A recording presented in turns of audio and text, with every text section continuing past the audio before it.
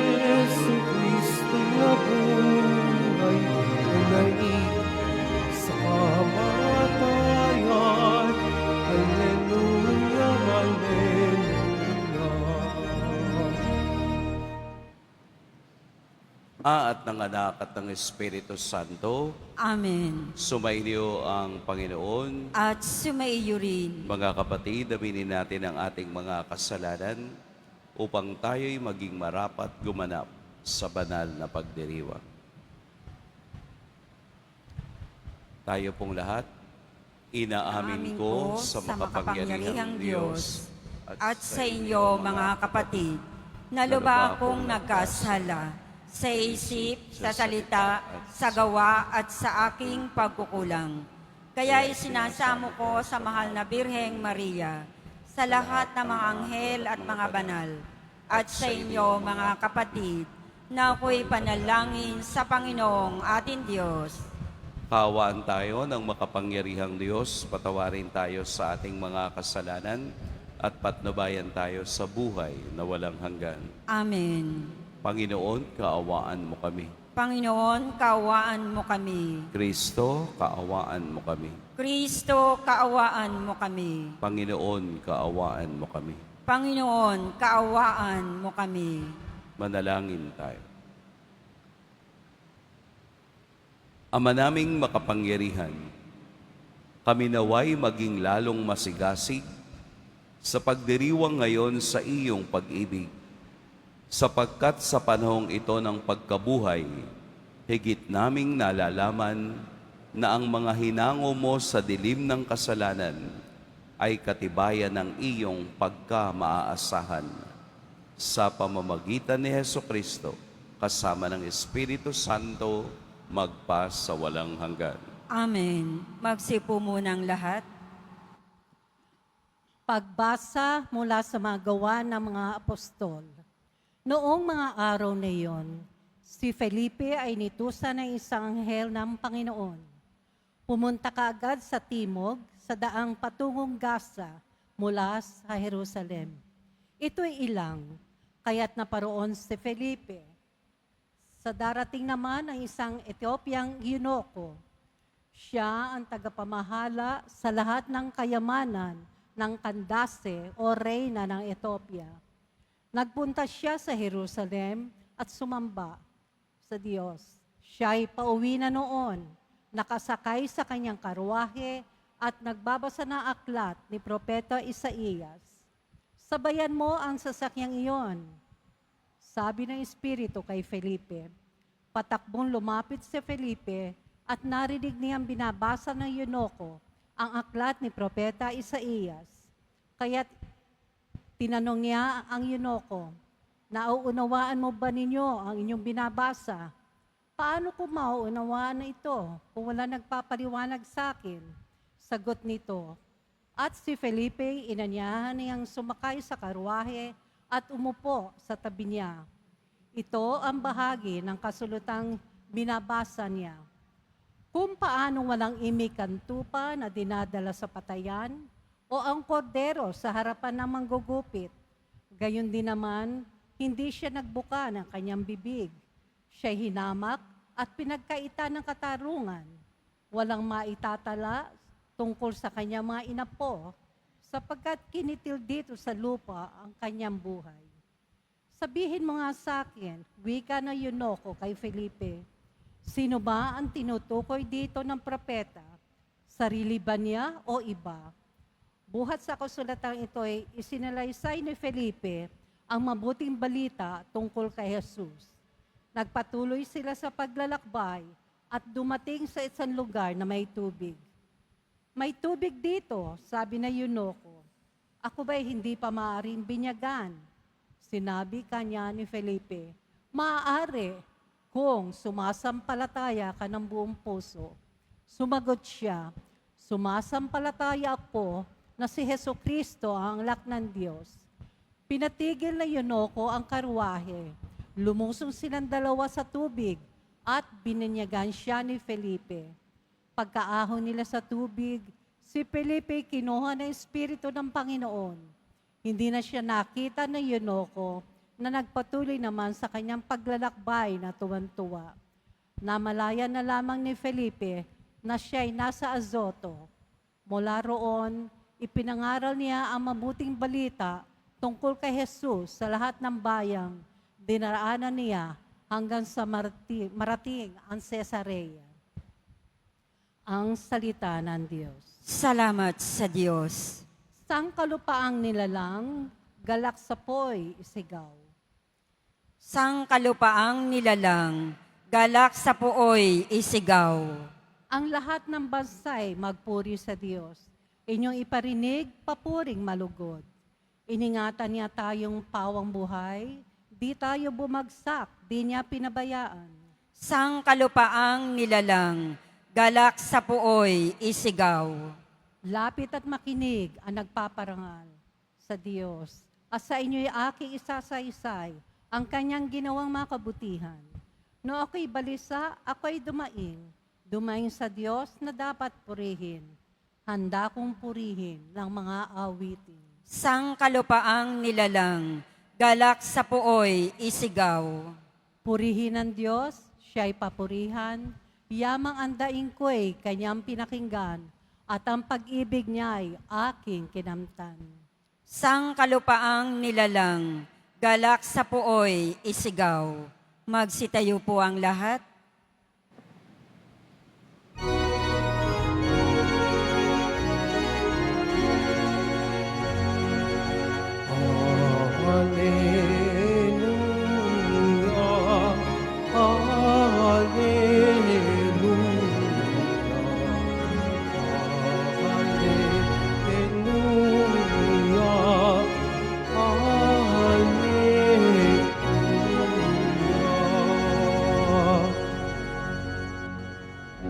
Pagkaing dulot ay buhay, si Jesus na poong mahal, buhay natin siya kailanman.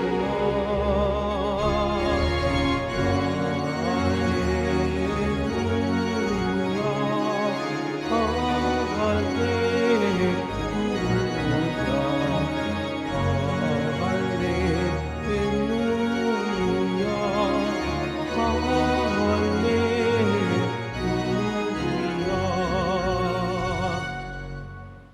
Sumainyo ang Panginoon. At sumaiyo rin. Ang mabuting balita ng Panginoon ayon kay San Juan. Papuri sa iyo, Panginoon.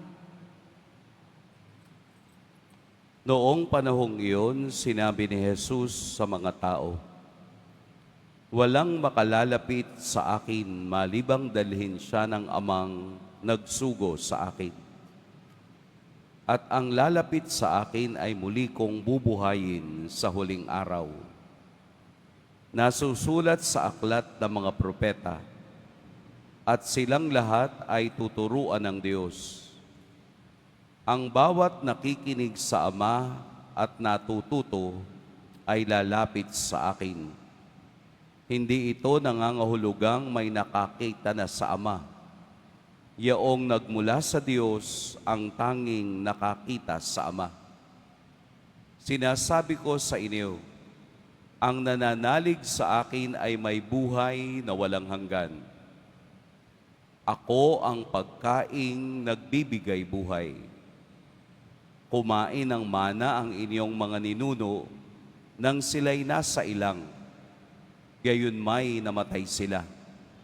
Ngunit ang sinumang kumain ng pagkaing bumaba mula sa langit ay hindi mamamatay. Ako ang pagkaing nagbibigay buhay na bumaba mula sa langit.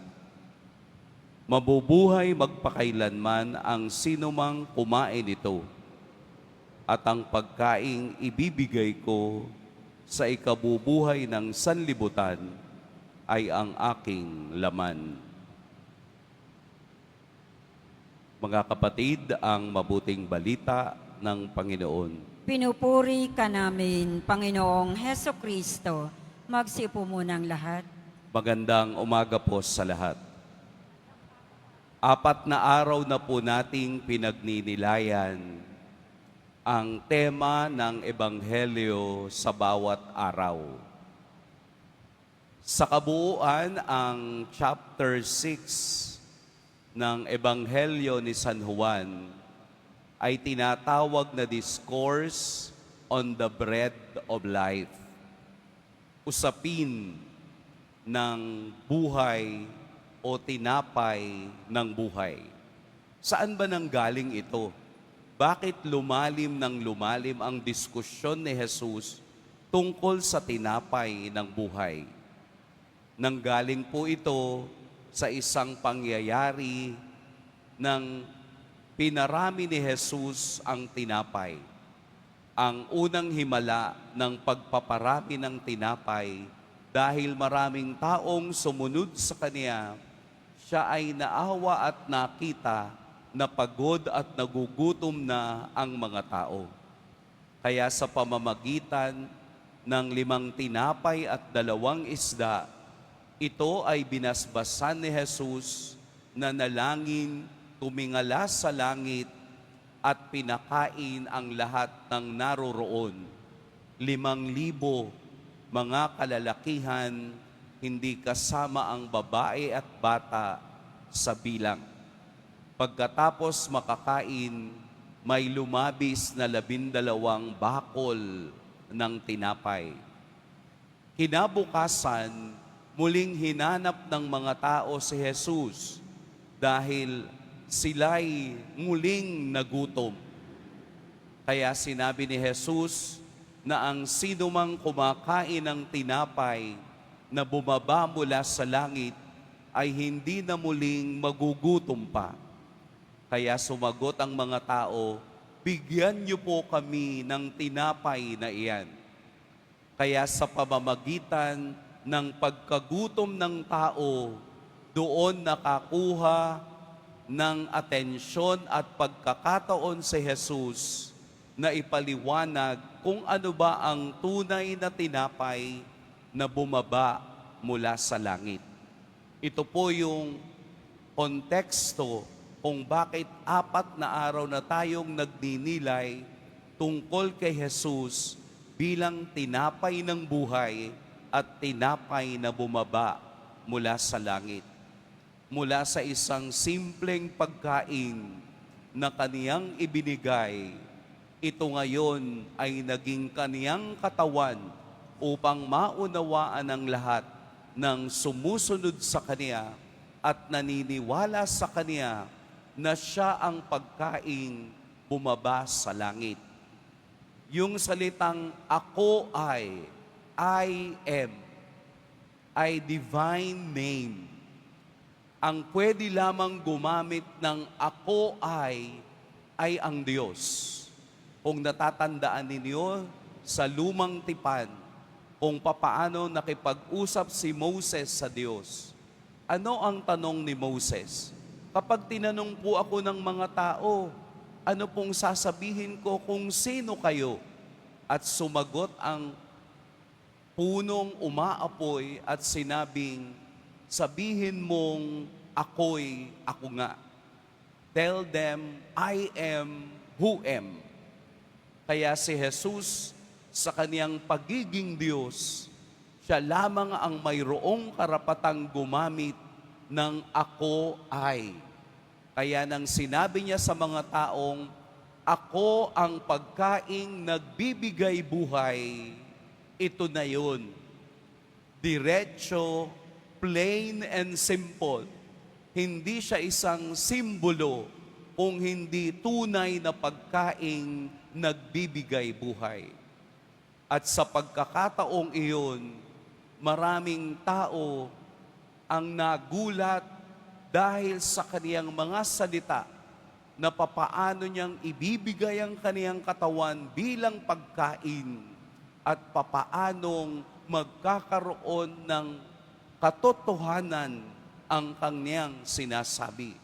Kaya unti-unti minumulat ni Jesus ang mga taong sumusunod sa Kaniya sa katotohanan ng Kaniyang pagbibigay ng sarili sa lahat ng sumusunod at naniniwala sa Kaniya.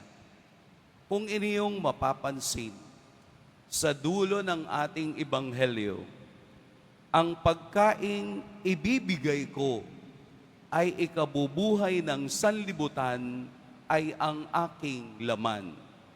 Ang pagkaing ibibigay ko, the bread that I will give, nasa future tense. Hindi yung karanasan lamang ng mga taong naroroon, kung hindi dapat ding maging karanasan ng mga taong sumusunod at naniniwala sa Kanya. Hanggang ngayon, future tense, I will give. Mulit muli, ibinibigay ni Jesus sa ating lahat, katulad noon, ang Kaniyang banal na katawan, ang Kaniyang laman, upang ating maging kaligtasan. Hindi nababago ang pangako ni Kristo. Hindi nababago ang pangako ng Diyos na ang laman na ating tinatanggap ay walang iba kung hindi ang banal na Eukaristiya. At sa bawat pagtanggap natin ay may pangakong nakalaan na sino mang kumakain nito ay hindi na mamamatay bagkus magkakaroon ng buhay na walang hanggan. Kaya hindi lamang ito simbolo, hindi lamang ito pagpapakita o inaalala, kung hindi ang tunay na kaniyang laman, ang tunay na kaniyang katawan, ang ating tinatanggap dahil naniniwala tayo sa buhay na walang hanggan, na si Kristo sa pamamagitan ng kaniyang laman ay patuloy tayong lalakas at mabubuhay dahil sa pangako ng kaligtasan. Bukod sa inyong pamimintuho o debosyon sa imahe ng Poong Jesus Nazareno, mayroon pang mas malalim na presensya ang Diyos. Mayroon pang mas tunay, divine, body and soul and divinity na ibinibigay sa atin ang Diyos sa presensya ng kaniyang banal na katawan sa banal na tabernakulo. Kaya kung kayo'y nagtataas ng kamay para sa ating mahal na Poong Jesus Nazareno, lalo't higit na luluhod tayo sa banal na ito. Dahil ang kaniyang katawan, ang kaniyang laman ay nananatiling buhay para sa mga taong naniniwala at sumusunod sa Kaniya. Hindi lamang tayo nagsisimba. Hindi tayo nagsisimba para humingi lamang sa Diyos. Nagsisimba tayo dahil ito ang biyaya ng Diyos na ibinibigay sa atin sa araw-araw na matanggap siya at kainin siya upang ang ating kaluluwa ay mapunta sa kabanal-banalang trono ng Diyos at sa huling sandali ng buhay ay makita ang mukha ni Kristo sa kaniyang tunay na kaanyuan. Dinadala tayo ng makalangit na karanasan na sana sa bawat pagtanggap natin ng banal na tinapay, nahuhugasan, nababago ang ating sarili upang tayo'y maging katulad ni Kristo. Hindi po ako handa, Father. Marami akong kasalanan. Kaya po meron tayo ditong kumpisal.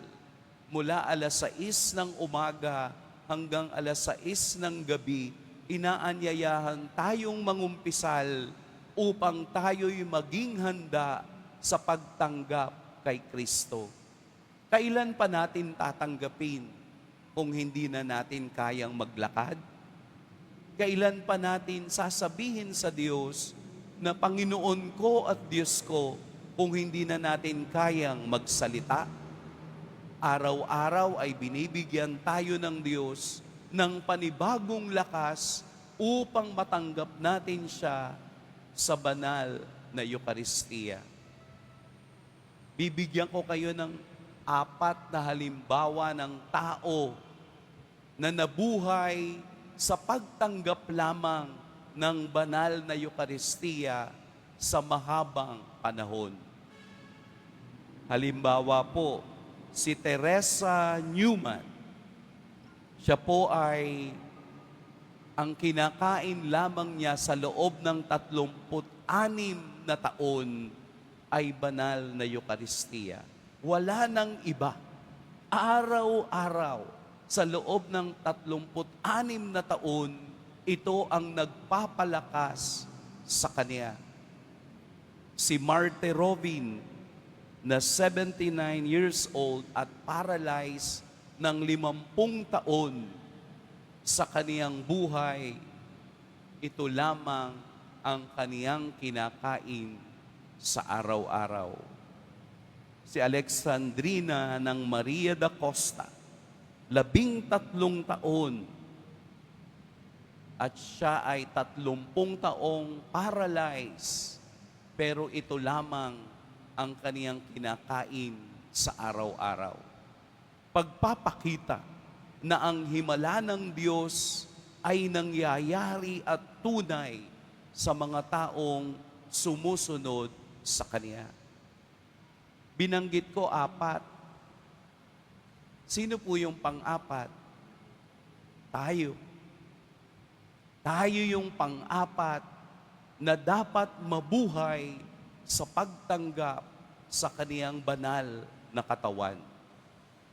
Sabi nga po ni Saint John Maria Vianney, the Holy Eucharist is the sure sign to heaven. Ito ang gamit natin patungo sa langit.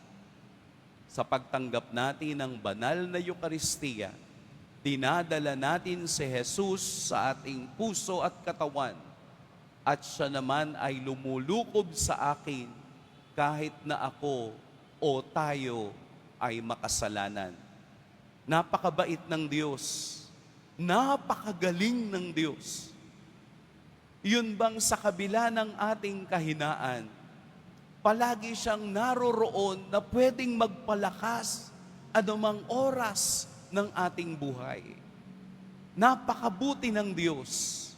Sa kabila ng ating kahinaan at kasalanan, patuloy niya pa rin tayong pinahihintulutan na tanggapin ang kaniyang katawan ng may pagpapakumbaba at may pag-ibig sa Kaniya. Ito yung ating dalhin, ang pag-asang sa kabila ng ating kahinaan, sa kabila ng ating limitasyon, dinudugtungan ng Diyos ang lahat ng ating pag-asa na sana sa kinabukasan, makasama natin siya sa kaniyang kaharian. Pagpalain tayo ng poong may kapal.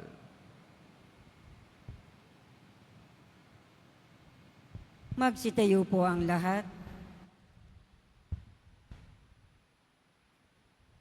Minamahal kong mga kapatid, lumapit tayo ngayon at manalangin sa Diyos Ama na sa kabutihan ng kaniyang puso ay isinugo ang kaniyang anak, ang tinapay ng buhay.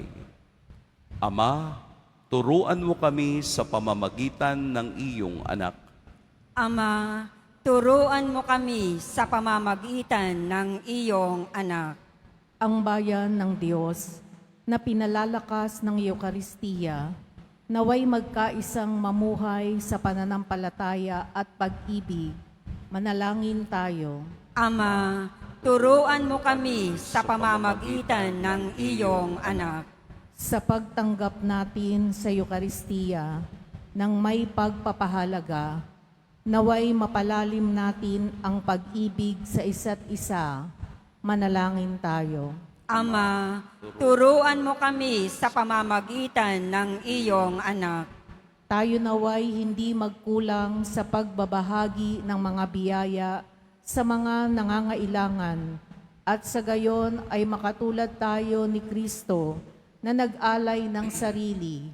Manalangin tayo. Ama, turuan mo kami sa pamamagitan ng iyong anak. Ang mga may karamdaman sa katawan at pag-iisip, naway palakasin ng kanilang pagtanggap sa katawan at dugo ni Kristo sa Eukaristiya. Manalangin tayo. Ama, turuan mo kami sa pamamagitan ng iyong anak. Ang mga yumao, naway makabahagi sa ipinangakong piging sa langit ng Panginoon. Manalangin tayo. Ama, turuan mo kami sa pamamagitan ng iyong anak. Ama naming makapangyarihan, patnubayan mo kami sa aming paglalakbay at tulungan kaming lumakad sa daan ng iyong anak na si Jesus na siyang tinapay ng buhay. Hinihiling namin ito sa pamamagitan ni Kristo na aming Panginoon. Amen. Magsiupo muna ang lahat.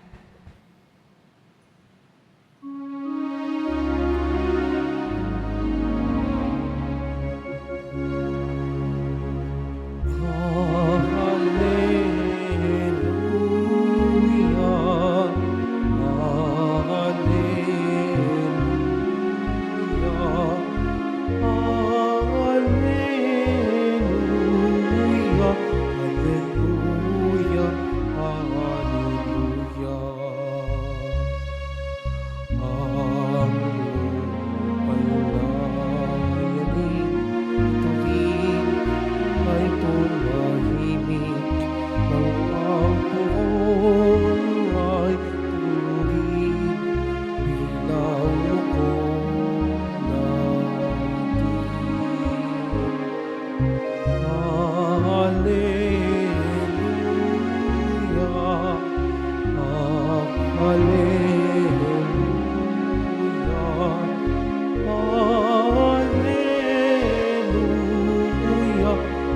hallelujah, hallelujah,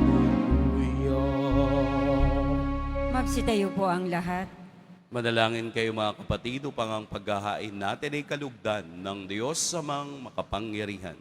Tanggapin nawa ng Panginoon itong paghahain sa iyong mga kamay, sa kapurihan niya at karangalan, sa ating kapakinabangan at sa buong sambayanan niyang banal. Ama naming lumikha sa paghahain ng banal na pagpapalitan ng iyong mga kaloob at ng aming alay. Kami pinapagsalo mo sa iyong buhay na namumukod tangi at walang kapantay. Ipagkaloob mong aming pakikinabang sa iyong pakikisamang aming maasahan ay siya ring umiral sa aming pamumuhay araw-araw sa pamamagitan ni Hesukristo kasama ng Espiritu Santo magpa sa walang hanggan. Amen. Sumainyo ang Panginoon. At sumaiyo rin. Itaas sa Diyos ang inyong puso at diwa. Itinaas na namin sa Panginoon. Pasalamatan natin ang Panginoong ating Diyos. Marapat na siya ay pasalamatan. Ama naming makapangyarihan, tunay ngang marapat na ikaw ay aming pasalamatan. Ngayong ipinagdiriwang ang paghahain ng Mesiyas, ang maamong tupa na tumubos sa aming lahat. Naghahaing walang humpay ang anak mong minamahal upang magkasalo-salo ang tanan sa piging ng iyong buhay. Hindi na mamamatay ang inihain sa krus. Ang sa krus e pinakoy, buhay lagi bilang handog. Kaya kaisa na mga anghel na nagsisiawit ng papuri sa iyo, nang walang humpay sa kalangitan, kami nagbubunyi sa iyong kadakilaan. Santo, Santo, Santo, Panginoong Diyos na mga hukbo, napupuno ang langit at lupa ng kadakilaan mo.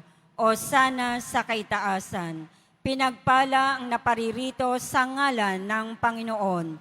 O sana sa kaitaasan. Magsilud po ang lahat. Ama naming banal, ikaw ang bukal ng tanang kabanalan. Kaya't sa pamamagitan ng Espiritu, gawin mong banal ang kaloob na ito upang para sa amin maging katawan at dugo ng aming Panginoong Heso Kristo. Bago niya pinagtiis ang kusang loob na maging handog, hinawakan niya ang tinapay, pinasalamatan kaniya, pinaghati-hati niya iyon, iniabot sa kaniyang mga alagad at sinabi, "Tanggapin ninyong lahat ito at kanin. Ito ang aking katawan na ihahandog para sa inyo."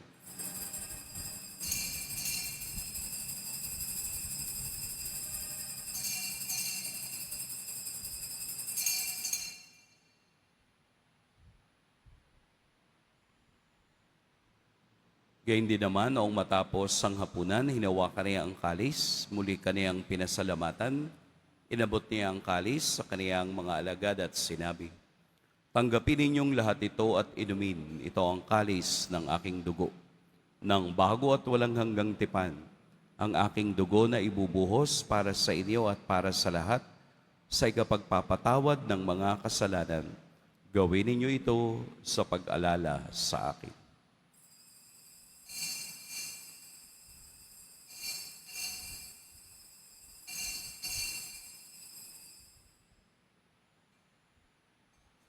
Magsitayo po ang lahat.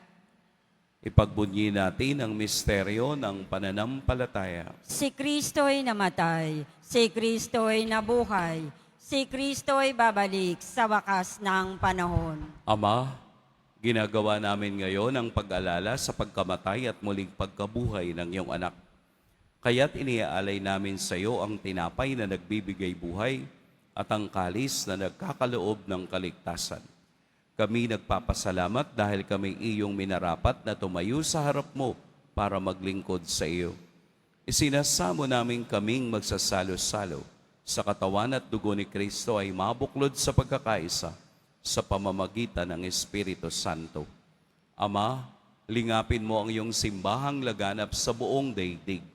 Puspusin mo kami sa pag-ibig kay San Jose na aming obispo at ng tanang kaparian. Alalahanin mo si Francisco na tinawag mo mula sa daigdig na ito. Nang siya'y binyagan, siya'y nakaisa ni Kristo sa pagkamatay. Ngayong siya'y pumanaw, naway makaisa siya ni Kristo sa pagkabuhay. Alalahanin mo rin ang mga kapatid naming nahimlay na may pag-asang sila'y muling mabubuhay, gayon din ang lahat ng mga pumanaw. Kaawaan mo sila at patuloyin sa iyong kaliwanagan. Kaawaan mo at pagintapating kaming lahat na makasalo sa iyong buhay na walang wakas.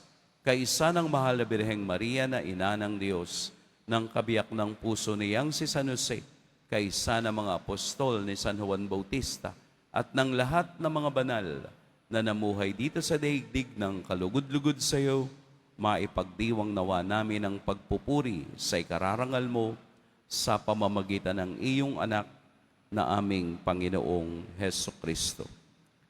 Sa pamamagitan ni Kristo, kasama niya at sa Kaniya, ang lahat ng parangal at papuri sa iyo, Diyos, Amang makapangyarihan, kasama ng Espiritu Santo, magpas sa walang hanggan. Amen. Sa tagubilin ng nakagagaling na utos at sa turo ni Jesus na Panginoon natin at Diyos, ipahayag natin ng lakas loob. Ama namin, Sumasalangit ka, sambahin ang ngalan mo, mapasa amin ang kaharian mo, sundin ang loob mo dito sa lupa para nang sa langit. Bigyan mo kami ngayon ng aming kakanin sa araw-araw at patawarin mo kami sa aming mga sala para ng pagpapatawad namin sa nakakasala sa amin. At huwag mo kaming ipahintulot sa tukso at iadya mo kami sa lahat ng masama. hinihiling namin kami iadya sa lahat ng masama. pagkalooban ng kapayapaan araw-araw, iligtas sa kasalanan at ilayo sa lahat ng kapahamakan, samantalang aming pinananabikan ang dakilang araw ng pagpapahayag ng tagapagligtas naming si Heso Kristo. Sapagkat iyo ang kaharian at ang kapangyarihan at ang kapurihan magpakailanman. Amen. Panginoong Kristo, sinabi mo sa iyong mga apostol, kapayapaan ang iniiwan ko sa inyo, ang aking kapayapaan ang ibinibigay ko sa inyo. Tunghayad mo ang aming pananampalataya at huwag ang aming pagkakasala. Pagkalooban mo kami ng kapayapaan at pagkakaisa ayon sa iyong kalooban, kasama ng Espiritu Santo, magpasawalang hanggan. Amen. Ang kapayapaan ng Panginoon naway laging sumainyong lahat. At sumaiyo rin. Magbigayan kayo ng kapayapaan sa isa't isa.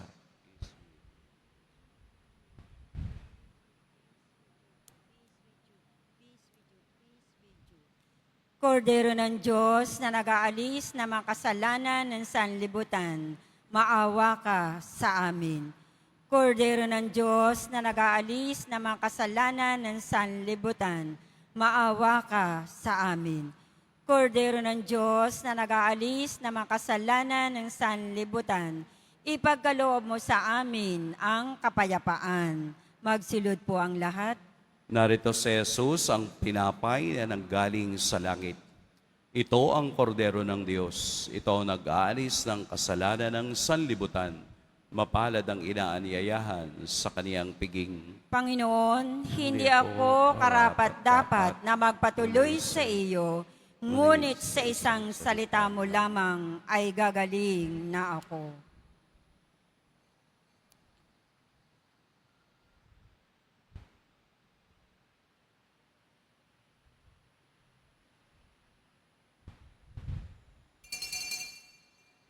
Para sa lahat ng tatanggap ng banal na komunyon, sasagot po tayo ng amen.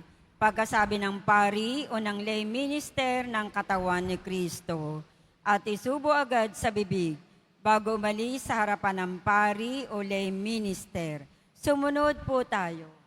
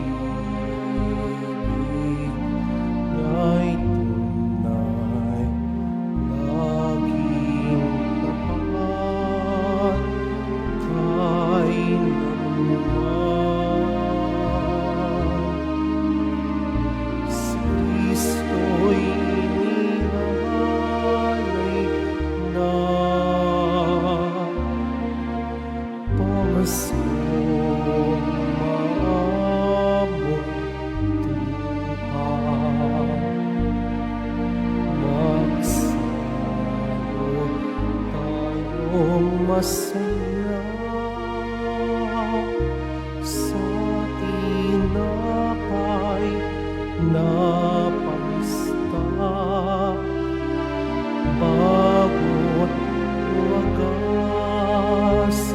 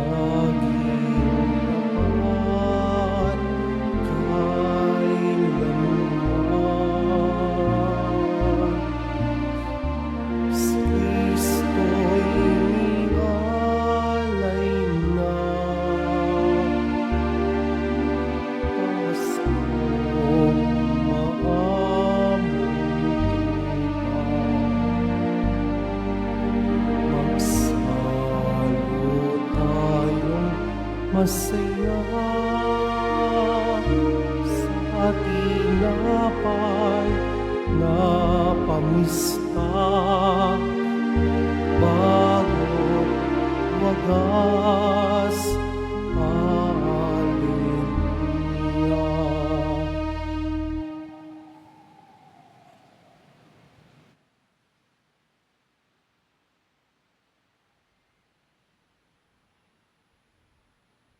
Announcement.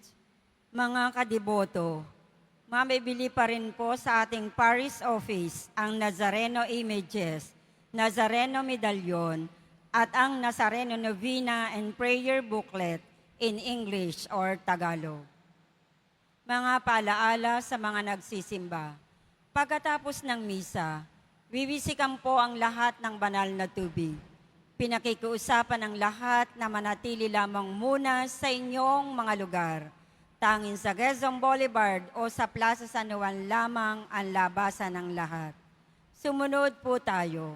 Maraming salamat po sa inyong pagdalaw at pagsisimba sa Basilica Menor at Pambansang Dambana ni Jesus Nazareno. Magsitayo po ang lahat.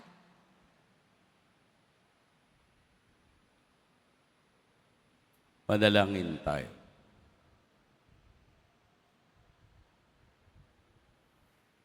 Ama naming mapagmahal, manatili kang kapiling ng iyong sambayanan na ngayoy pinapakinabang mo sa iyong sariling buhay at gawin mo kaming pasulong na makahakbang mula sa dati naming pagkamakasalanan patungo sa pagbabagong nagdudulot ng iyong kabutihan.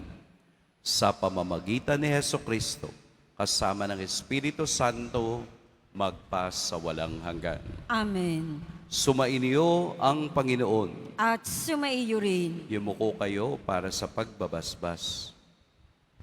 Mahal na poong Jesus Nazareno, inihayag mo sa pamamagitan ng krus ang walang maliw na pag-ibig ng Diyos sa sangkatauhan.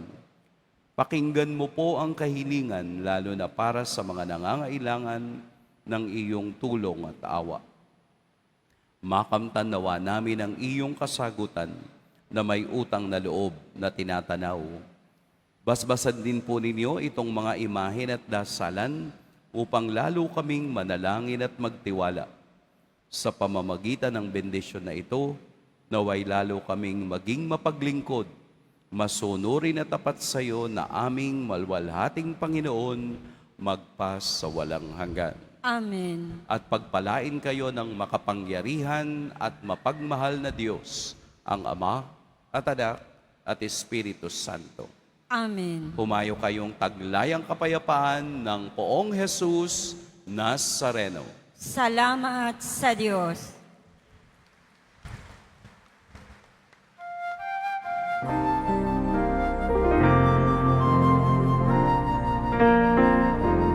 Cristo Padre Jesus Nazareno, sinasamba ka namin.